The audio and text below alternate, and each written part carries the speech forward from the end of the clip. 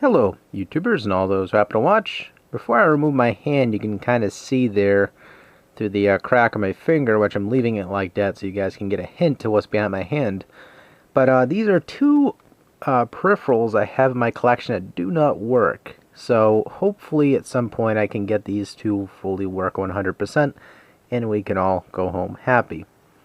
But without further ado, this is my two pieces of my collection that at one point I've gotten, but they did not work. You know, it wasn't that I planned it, it was just sort of, see if it can do kind of situation. I mean, I know a lot of people in the community do have a lot of add-ons or accessories or consoles that actually do not work, but still want to keep it in their collection nonetheless. And at some point do want to hopefully get them repaired or fixed if it's possible. So, here you go. What I got here is the ColecoVision expansion module 1, which this was used in turn to insert Atari 2600 cartridges into the ColecoVision. And how this was done was there's a slide-up slot in front of the ColecoVision where you just slid it in to, well, into there.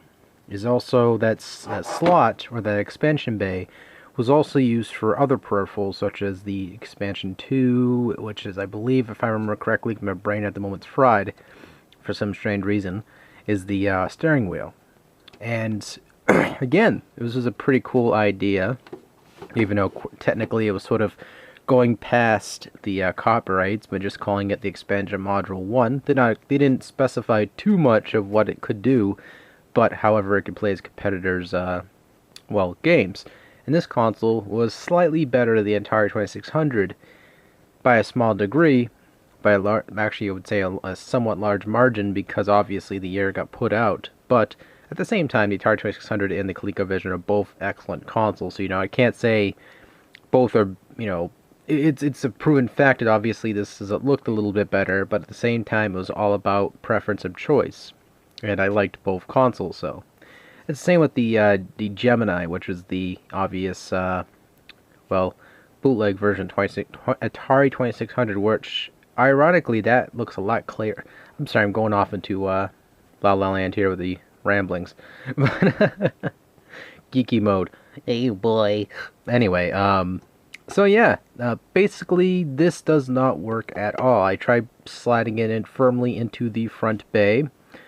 I tried looking at this part right here, seeing if there's anything dirty with the connectors, and that's not good.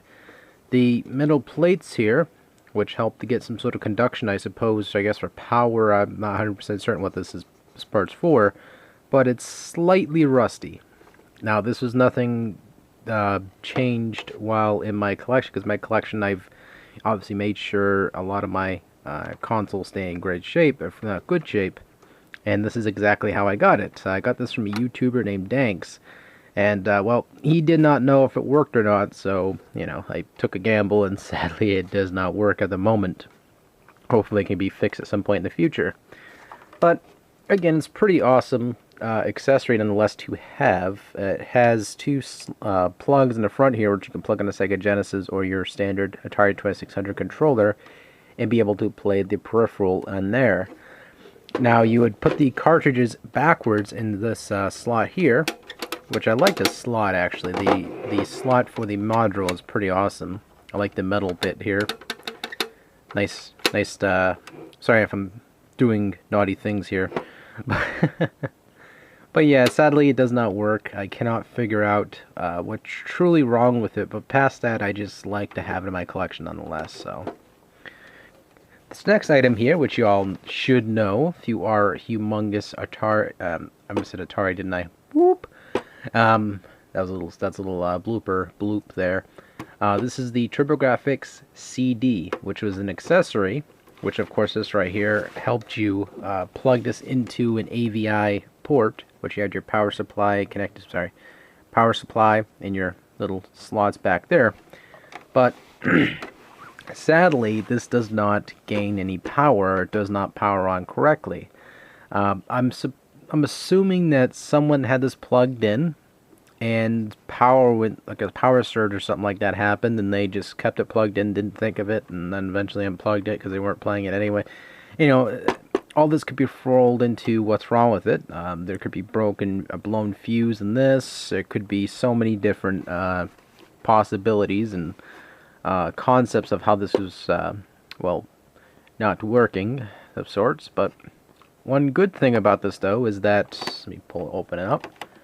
This right here, the CD bit right here, actually powers on by itself, which I looked it up. How to, oops, gotta unlock the this, and sadly, this part powers on because you can also play this standalone with compact discs and listen to music on it, and listen to music on your TurboGrafx-CD/16, which was pretty cool. I like that idea. You had a phone jack, volume control, and all that. It was a pretty wild peripheral, I would say, for its time. Sadly, this right here does not work, as I said, and it powers on, but it does not.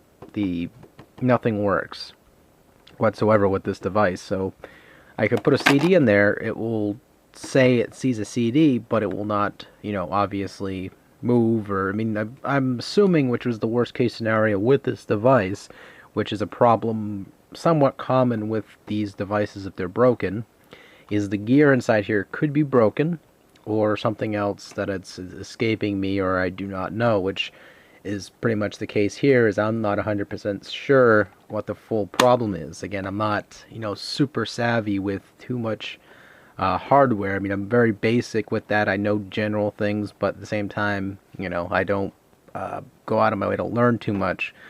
Maybe because I'm lazy, I don't know. Probably that's the case, but yeah.